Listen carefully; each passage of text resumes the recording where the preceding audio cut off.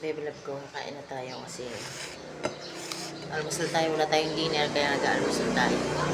Ang ating almusal ay yung mga kumakain lang nito ang masasarapan. Siyempre, ating tuyo, sibuyas at saka kalamansi at saka konting suka.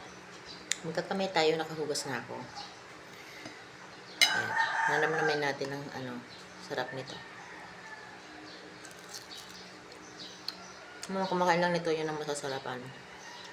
Yung mga hindi, yung mga rich kid kayo, charis. Harap.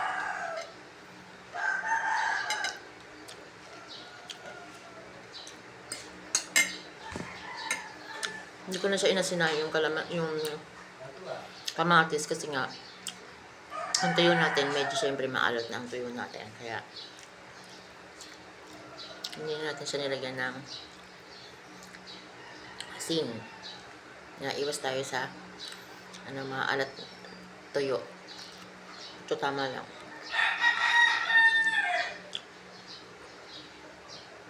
Kaya, tapos may kape tayo. Diba? Ito yung mga pagkain na namimiss ko kasi sa probinsya, kapag ka ng tuyo, masarap lang kain mo. Dahil doon yung insaladang talong, okra lang na pinakuluan. Yun. Kaya ang mga tao doon, hindi sila masyadong nagkakasakit kasi fresh from the garden yung kanila mga kinakain. Masarap din tumira sa probinsya, nakakamiss din, kaya minsan umuwi din kami doon. Pero tulad itong May, piyesta sa amin, baka umuwi kami, pero di pa ako sure kung bibigyan ako ni boss ng pang-uwi kasi nagsabi na ako doon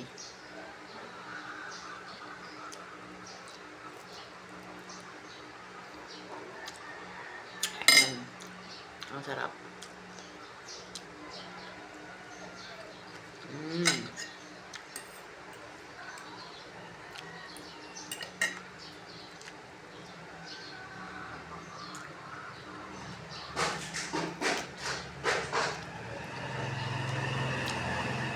Hindi ako kumakain sa gabi kaya sa umaga ang kain ko. Tapos ako naman ang workout ko.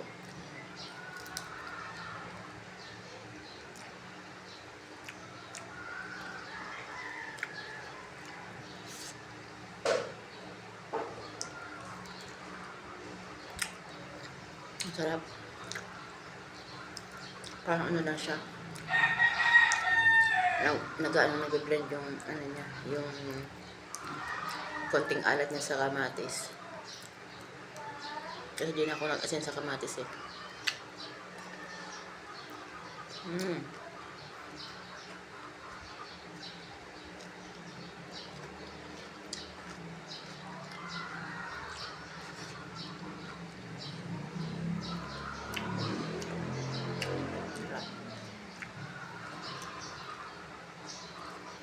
Kung buti lang nakabawi na ako ng tulog. Kahapon hindi ako nakatulog. Magdamag, grabe.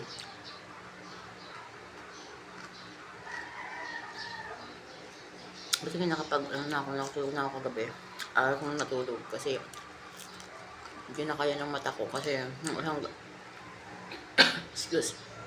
isang gabi na makatulog. Layo ko nasasamid. Pero kasi nakaalala sa akin.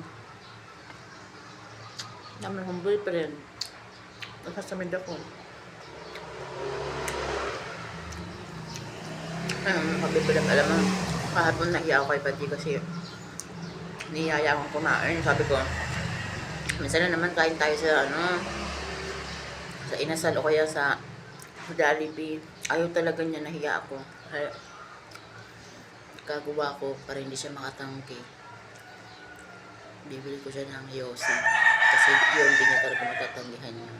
Kala niya, pag ako nakalabas, bibili ako ng yosi niya. Para siya nakakabawi tayo kasi syempre nahiya tayo mainit siya nag-drive. Tapos sa emission saya pa yung nagtadyak ng motor ko kasi nga walang push start. Kaya nakakaya naman sa kanya, kaya wabaw na tayo. Bili ako ng sa garip din na. Yan, hindi niya matatanggan yun kasi adik sa sigarilyo yun.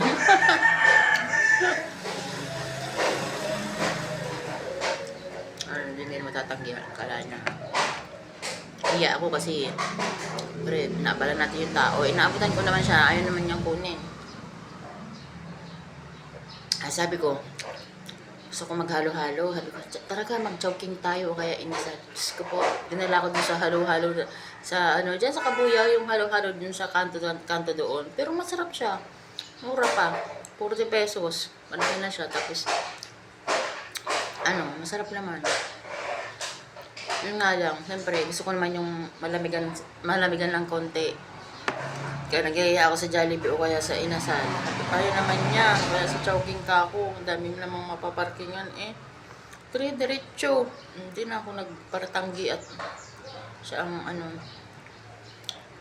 nakapa-change oil pa ako pag-uwi dito. Tapos, nabalinis ako ng aking kuko, diba? Ang ganda. Kuko ng hindi, kala mo hindi naglalaba. Bukas maglalaba nga. Maluwas ako ng QC mga kabibilab. Kaya abangan nyo, mag-vlog ako dun sa bahay ng kapatid ko. Mas maganda, mas bongga yung bahay ng kapatid ko. Kasi mas ma-fera yun. Ako lang fera. Ano lang sa akin. Alala lang ako nun pag lumalabas kami. Kaya yun, mag-vlog tayo doon.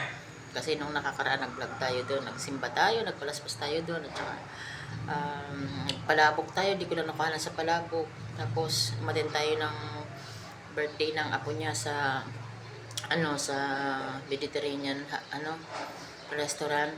Yun, ganda nga doon kasi talagang organized. Isang hilera, family lang, isang hilera mga ninong at nina kasi first birthday din yun at saka baptism ng apo niya. Napakabongga. Kasi yung kapatid kong yun nakakaalwan-alwan sa buhay yun, kaya every time na may okasyon, sinosurprise na lang kami nung pumunta daw kasi ganito. Ang sabi sa akin, magbo-ballroom yun pala. Mag-a-attend kami ng binyaga ng apo niya. Bongga naman. First apo niya yun, kaya love din namin yun. Kaya, hello Clark! Miss na kita. Pag pumunta dyan iyong mamita ha, sana nandyan ka para maalagaan na naman kita. Ang likot-likot, ang bigat-bigat, napaka-siksik na baby na yun kasi sagana sa gatas. Gusto ko naman ang daddy noon, daddy Kiko niya. Siyempre hindi pinababayaan yun sa gatas. Hello. Tapos na akong kumain kaya babay na. Mamaya uli mga kabibilab ko. Mag-exercise tayo, abangan nyo rin. Nahihiya ako mag-upload kasi ang daming parang nakaingos sa exercise ko. Bahala kayo dyan. Wala akong ginagawang masama sa inyo. Basta ako gusto ko lang yung routine ko araw-araw. Bahala kayo dyan kung anong mga reaction nyo. Wala namang masama siguro yun kasi yung iba nga naka sports bra, lang. Ako nga nakadamit ng maayos. Bahala kayo mga mata nyo. Good vibes lang. Bye-bye.